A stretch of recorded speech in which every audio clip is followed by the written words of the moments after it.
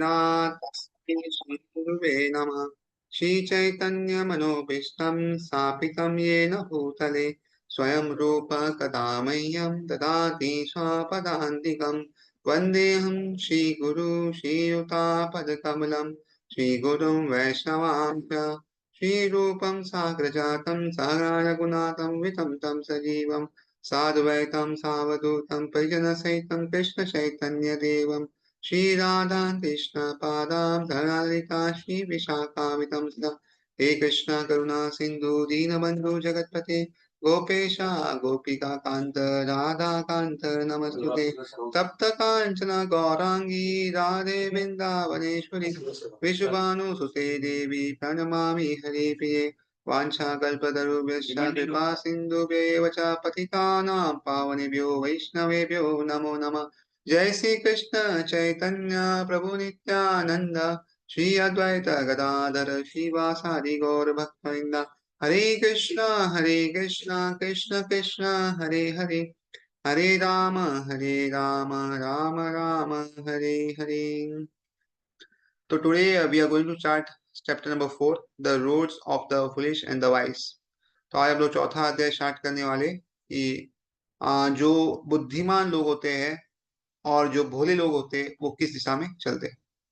Krishna is thus explaining himself as he is, yet we are not attracted to him. Why is this? The reason is given by Krishna himself.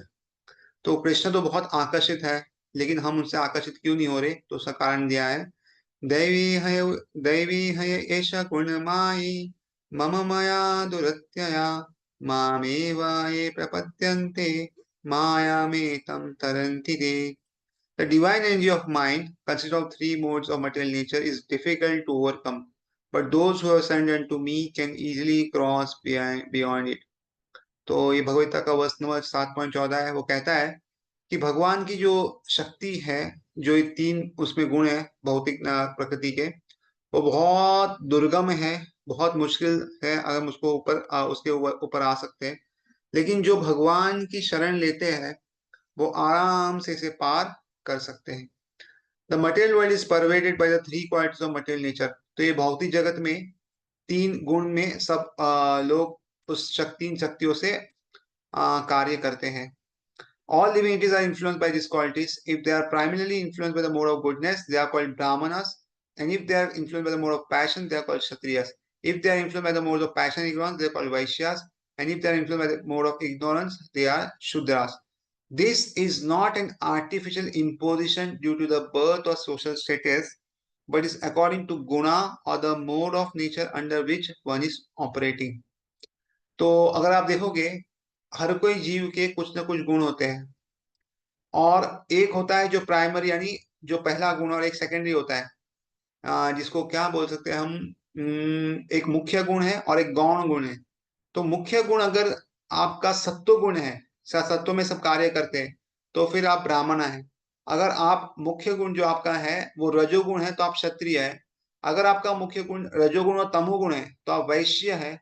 और अगर आपका तमोगुण है तो हम शूद्र कहलाते हैं।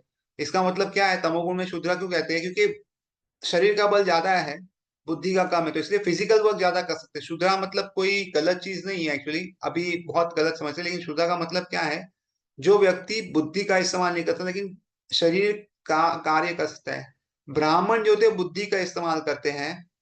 क्षत्रिय जो मैनेजमेंट करते हैं, सब चीजों सब व्यवस्था देखते हैं। वैश्य जो है वो बिजनेसमैन या कैपिटलिस्ट को बोल सकते हैं, क्या मतलब बिजनेस जो करते हैं वो। और शूद्र जो है वो सारे ऊपर के जो तीन लोग हैं, ब्राह्मण क्षत्रिय वैश्य, उनकी मदद करते हैं अलग अलग जो छोटे मोटे काम है वो करके। तो इस तरह विभाजित किया गया है। और हर एक जो भी आप देखोगे जहां भी जो भी देश में होगा, हर एक देश में आपको ये चार लोग दिखेंगे ही, भले नाम अलग अलग से आप जानते हैं। और ये जो है ये ऐसा नहीं कि सिर्फ जन्म से होता है, लेकिन ये जन्म और गुण दोनों से विभाजित है। मतलब अगर कोई ब्राह्मण में जन्म लिया है लेकिन उसे गुण ब्राह्मण जैसे नहीं है, तो फिर उसका ये जो है वो हम देखना चाहिए कि वो या तो क्षत्रिय में आएगा या तो किसी और में आएगा। तो जब जन्म और गुण दोनों मैच होता है तभी ये बहुत अच्छे से हम देख सकते हैं। तो भगवान कहते हैं चतुर्वर्ण्यम मया सृष्टम गुणा कर्म विभागश तस्या कर्तारम अपि माम विद्धि कर्तारम अव्ययम. According to the three modes of material nature and the work ascribed to them, the four divisions of human society were created by me. And although I am a creator of this system, you should know that I am not, I am yet not non-doer, being unchangeable. तो भगवान कहते हैं ये तीन गुण है और उसके साथ जो उसके कार्य है या चार डिवीजन जो मनुष्य को विभाजित किया गया ये मैंने बनाए थे. वैसे तो मैंने बनाया, ये वर्णाश्रम धर्म मैंने बनाया है, लेकिन आपको समझना चाहिए कि मैंने बनाने के बाद भी मैं करता नहीं हूं. ये आपको समझना चाहिए क्योंकि मैं मेरे में कुछ बदलाव नहीं आता, इसलिए मैं करता नहीं हूं. तो भगवान ये सब कैसे करवाते हैं? अपनी शक्तियों से कार्य करवाते हैं. और दूसरा ये क्यों करवाते हैं? क्योंकि ये जरूरत है. जो जिस गुण में आया उस अगर कार्य नहीं करेगा वैसा, तो जीवन में वो प्रॉपरली जी नहीं सकता. और बाकी सब छोड़ो, खाने पीने के तो पैसे लगेंगे. तो जिसका जो गुण है अगर वो वैसा कार्य करेगा तो अच्छे से कार्य कर पाएगा और वो भी संतुष्ट रह पाएगा.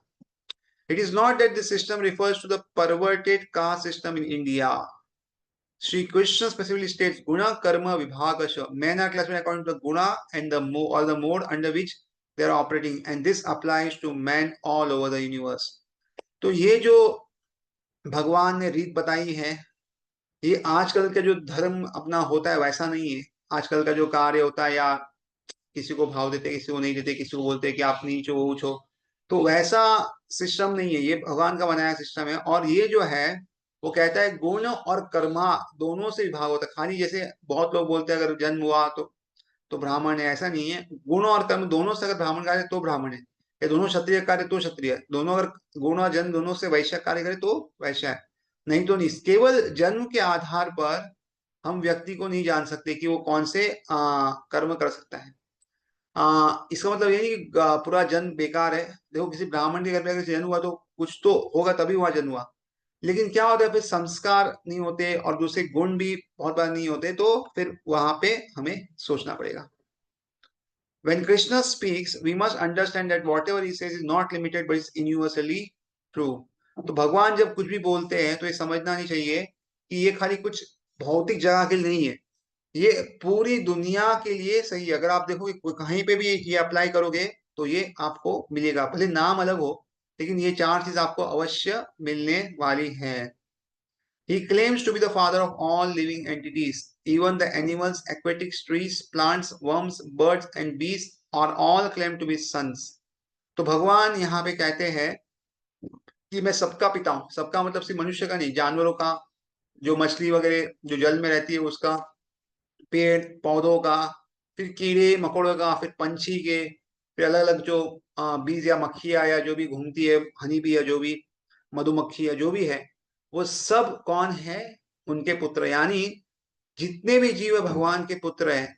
और इसलिए हमें उनका सम्मान करना चाहिए और जहां तक हो सके उनको नहीं मारना चाहिए. ये उनके लिए सम्मान हो गया.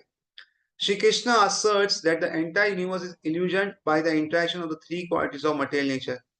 तो श्री भगवान कृष्ण बोल रहे कि पूरा जो जगत है ना वो मोह में फंस गया. क्यों? ये भौतिक के तीन गुणों के वजह से, सत्व रजस और तमोगुण में वजह से ये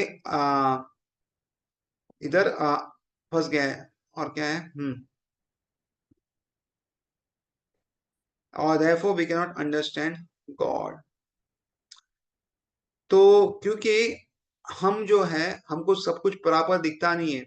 हम कभी कभी आप देखेंगे तो दीवार भी दिखेगा नहीं, और कभी कभी रात के अंधेरे में रस्सी जो है वो सांप जैसे दिखेगी हमको.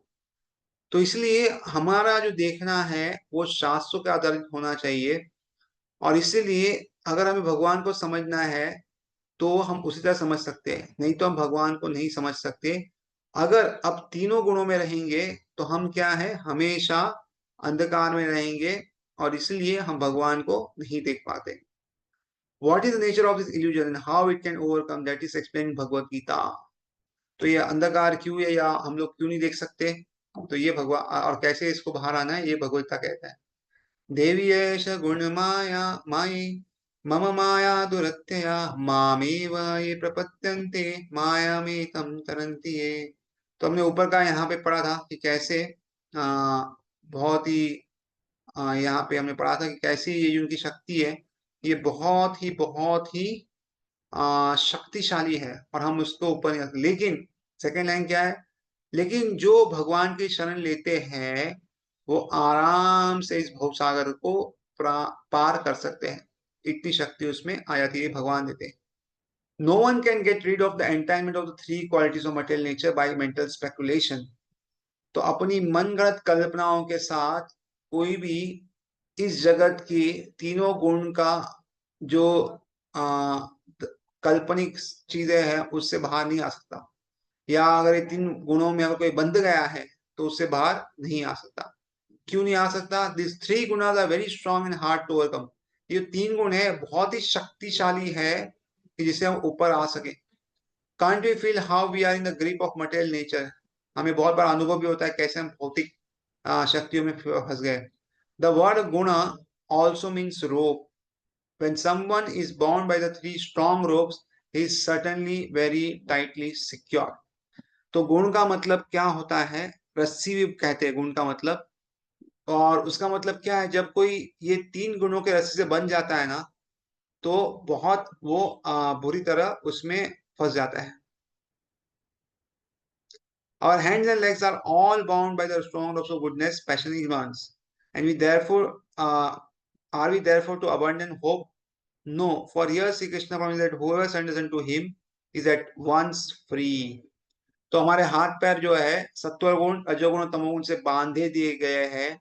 तो क्या इसका मतलब क्या हम भगवान अपना भगवान को छोड़ दे, हम अपनी जो भी आशा है किरण उसको छोड़ दे क्या? तो नहीं। भगवान श्री कृष्ण ये हमें वादा करते हैं कि जो उनको शरण लेता है वो इस जगत से मुक्त हो जाता है।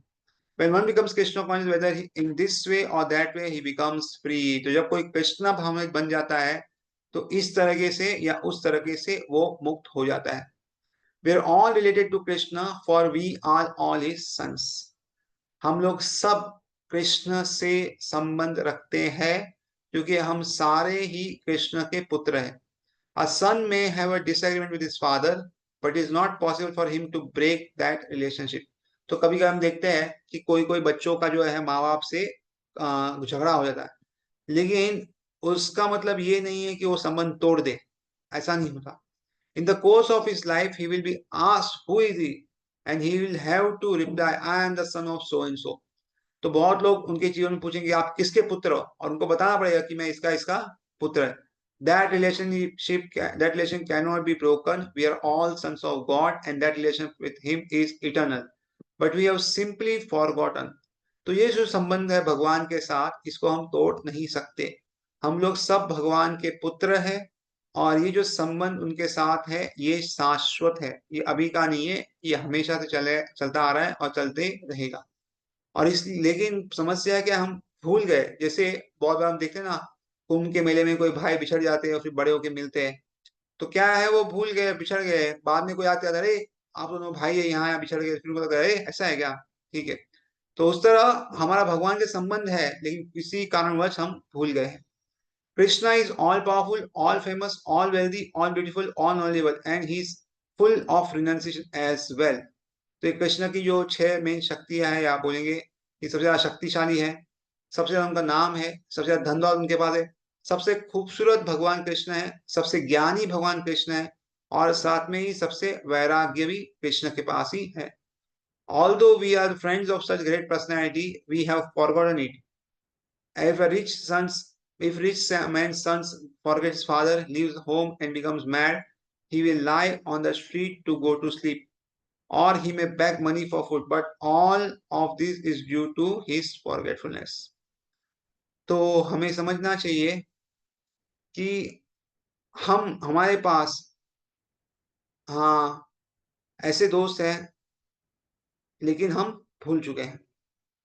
जैसे एक उदाहरण देते हैं कि कोई अगर समझो अमीर माता पिता का लड़का हो और अपने पिताजी को भूल जाए, घर छोड़ दे, और घर छोड़ने के बाद क्या है, थोड़ा गलत विचारों के लिए वो निकल जाए, तो क्या होगा, वो रास्ते में सोएगा और पैसा मांगेगा, भीख मांगेगा खाने के लिए। लेकिन ये क्यों कर रहा है? क्योंकि वो भूल चुका है कि वो एक बड़े रिच आदमी की संतान है या बहुत ही करोड़पति अरबोपति की संतान है.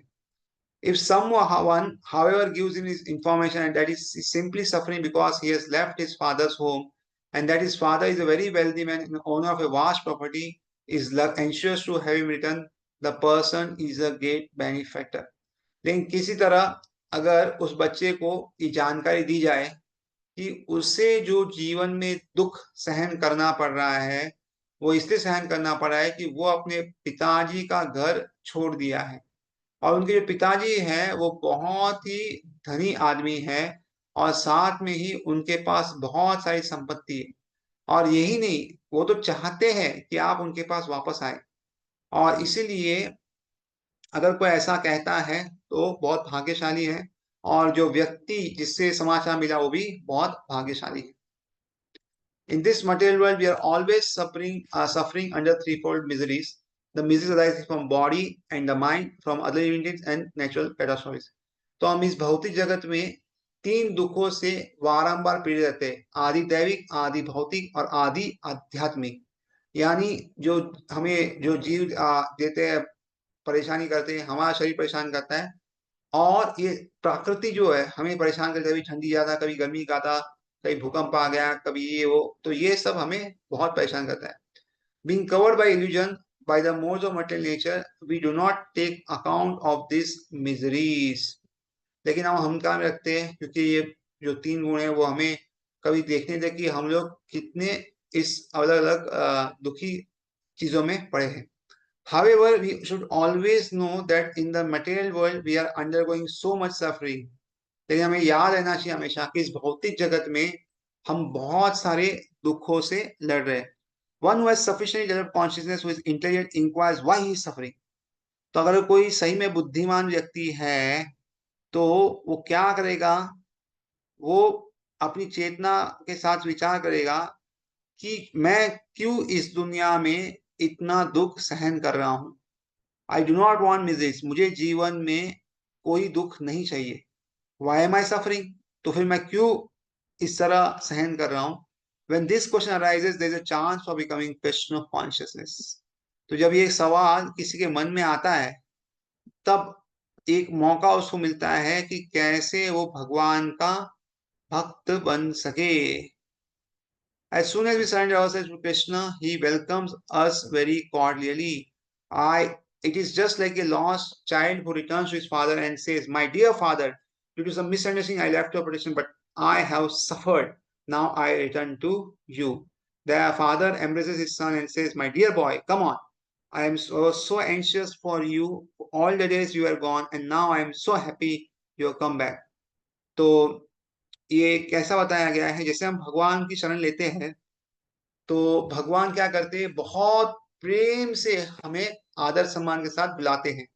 और तो और ये इस तरह है कि जैसे कोई पिताजी का बच्चा गुम हो जाए और वो वापस आके बोले पिताजी को कि मुझे माफ कर दो, कुछ गैर समझ की वजह से मैं आपकी संरक्षण को छोड़ के चला गया था, लेकिन अभी मैंने इतना सहन किया है, अभी मैं आपको वापस आपके पास आना चाहता हूं. तो क्या होगा, जो पिताजी है, the father will embraces his son and says, तो पिताजी क्या उनको गले लगा देते हैं और कहते हैं, my dear boy, come on, I was so anxious for you all this days and you are gone and now I am so happy you have come back. तो मैं इतना चिंतित था इतने सब दिनों के लिए जब आप चले गए थे और अभी आप आ गए हो तो मैं इतना खुश हूँ, इतना खुश हूँ कि मैं इसको आपको बता नहीं सकता. The father is so kind, we are in the same position. तो जो पिताजी है वो क्या है, बहुत ही कृपालु दयालु है और हम जो है उसी अवस्था में है. We have to surrender to Krishna and it is not very difficult. तो हमें भगवान की शरण लीजिए और इतना मुश्किल नहीं है. When the son surrenders to the father, it is very difficult job. It is a very difficult job. It is very natural, and the father is always waiting to receive his son. तो जब एक पुत्र होता है अपने पिताजी के वहां पे आ, उनकी शरणागति लेता है, तो एक्चुअली तो ये बहुत मुश्किल काम है, लेकिन ये बहुत ही अगर देखा जाए तो इतना ज्यादा मुश्किल तो नहीं है. तो ये बहुत ही स्वाभाविक है, नेचुरल है कि जो उसके पिता है वो हमेशा चाहते हैं कि उसका पुत्र उन्हें मिले, और वो राह देखते हैं कि कब मेरा पुत्र मुझे मिलेगा। There is no question of insult, तो इसका मतलब ये नहीं कि कुछ प्रश्न ही नहीं आता यहाँ पे दुर्व्यवहार हुआ या उसका अपमान हुआ। If we bow down before our supreme father and touch his feet, there is no harm for us nor it is difficult. तो जब हम अपने परम पितामह है उनका पैर छूते हैं तो इसमें कोई नुकसान नहीं है और ये मुश्किल भी नहीं है। Indeed is glorious for us, लेकिन ये हमारे लिए बहुत बहुत बहुत अच्छा है। वाई शुड वी नॉट, हमें क्यों शरण नहीं लेनी चाहिए? By surrender to Krishna, we become immediately under his protection and we are all relieved of all miseries. जैसे भगवान की शरण लेते हैं हम उनके संरक्षण में पहुंच जाते हैं और हमारी सारी जो भी चिंता है उससे मुक्त हो जाते हैं। This is validated by all scriptures and at the end of Bhagavad Gita Shri Krishna says, तो ये सारे ग्रंथों में प्रमाणित किया गया है और भगवत गीता के अंत में कृष्ण कहते हैं, सर्वधर्मान् परित्यज्य मामेकं शरणं व्रज, अहं त्वं सर्व पापेभ्यो मोक्षयिष्यामि मा शुचा। Abandon all varieties of religion and just surrender unto me. I shall deliver from you from all sinful reactions. Do not fear. तो कहते हैं सारे जो धर्म है बाकी सब उसको छोड़ दो, जितने भी अलग धर्म है, मनुष्य धर्म है, फिर ऋषियों का धर्म है, जो भी अलग धर्म उसको छोड़ दो और क्या करो, खाली मेरी शरण ले लो और मैं आपको सारे पापों से बचा लूंगा। और इसलिए आप बिल्कुल भी डरो मत, डू नॉट फियर, बिल्कुल मत डरो। तो इसके मतलब क्या है, हमें भगवान की शरण लेनी चाहिए और डरना नहीं चाहिए। तो बाकी जो भी हम कार्य करें उसमें मेन भक्ति होनी चाहिए। When we throw ourselves at the feet of God, we come under His protection, and from that time on, there is no fear for us. तो जब भी हम अपने आप को भगवान के शरण में रखते हैं, उसी समय से उनका सुरक्षा हमें प्रदान होता है और उसके लिए हमें उसके बाद कोई भी डर रखने की जरूरत नहीं, कुछ भी डर करने की जरूरत नहीं है। When child are taken under the protection, when child are under the protection of their parents, they are fearless because they come to know they come because they know that their parents will not let them be harmed. तो जब बच्चे अपने माता पिता के शरण में आते हैं, उनके संरक्षण में आते हैं, तो एकदम निर्भय होकर रहते हैं। क्यों निर्भय होते हैं? क्योंकि उनको पता है उनके जो माता पिता है वो कभी भी उनका नुकसान नहीं करेंगे। और इसलिए हमें समझना चाहिए कि कृष्ण की अगर हम शरण लेंगे तो हमारा कभी नुकसान नहीं होगा। तो ये एक हमें समझना है, सरेंडर क्या है, ये बार बार हमें सरेंडर पड़ा उसका मतलब क्या है। तो सरेंडर का मतलब कुछ ज्यादा ऐसा नहीं है कि हमें अपना दो तीन टन पैसा लाना है या कुछ सोना, ऐसा कुछ भी नहीं है।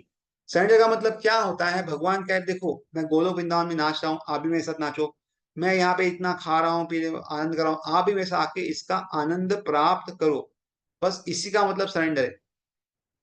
आज की दुनिया में सरेंडर बोलते हैं वैसा नहीं है कि पूरा चूस लेंगे या गलत व्यवहार करेंगे या जो भी हम समझते हैं ऐसा ऐसा ऐसा कुछ भी नहीं है। क्योंकि आध्यात्मिक जगत में कोई जॉब करने का सवाल ही नहीं है, पैसा कमाना नहीं है और वहां पे तो भूख प्यास लगती नहीं है और सारी जो चीजें है अपने आप वहां पे उपलब्ध हो जाती है। और शरीर भी जो है सच्चिदानंद है, मतलब हमेशा के रहेगा, ज्ञान पूर्ण है और हमेशा आनंद में रहता है।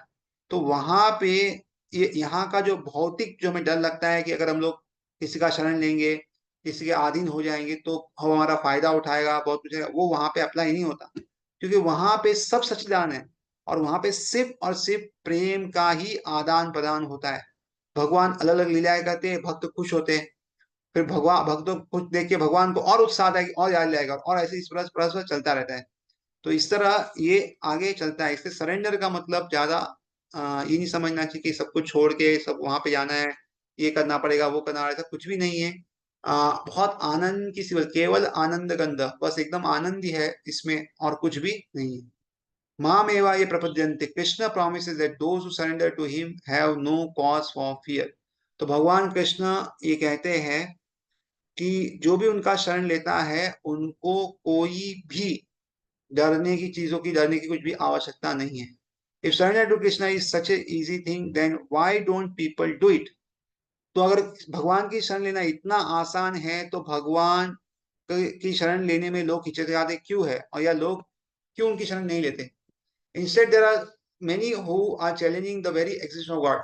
बहुत लोग तो ये भी बोलते हैं कोई भगवान नहीं है, claiming that the nature and science are everything and that God is nothing. बहुत लोग बोलते हैं कि भौतिक प्रकृति जो है और विज्ञान जो है वो सब कुछ है और भगवान कुछ भी नहीं है। So called advance civilization in knowledge means that the populace is becoming more mad. तो इस तरह अगर पूरा संस्कृति आगे चलेगी तो क्या है, इसका मतलब समझना चाहिए कि सारी जो जनता है वो पागल हो रही है। Instead of being cured the disease is being increase. तो एक्चुअली हमारी जो बीमारी थी वो कम होनी चाहिए थी, लेकिन उससे कारण क्या हो गई, बढ़ गई है। People don't care for good but they care for nature. तो भगवान जो है, भगवान के लिए लोग जो है भगवान के लिए कुछ केयर नहीं करते, कुछ देखते नहीं। People don't care for God but they are way care for nature. लेकिन प्रकृति के लिए वो अपना केयर दिखाएंगे। And it is natural business to give kicks in the form of three four misses. तो लोग क्या करते हैं, प्रकृति के साथ प्रेम दिखाते हैं और प्रकृति क्या करती है, उनको लात मारती थी। कौन से, सत्वगुण रजोगुण तमोगुण में जो जो अलग अलग आ बीमारियां, थकावट या जो भी अलग परेशानी आती है वो उनको देती है। She is always administering this kicks 24 hours a day. तो इस तरह अलग समस्या हर जीव को वो देती रहती है।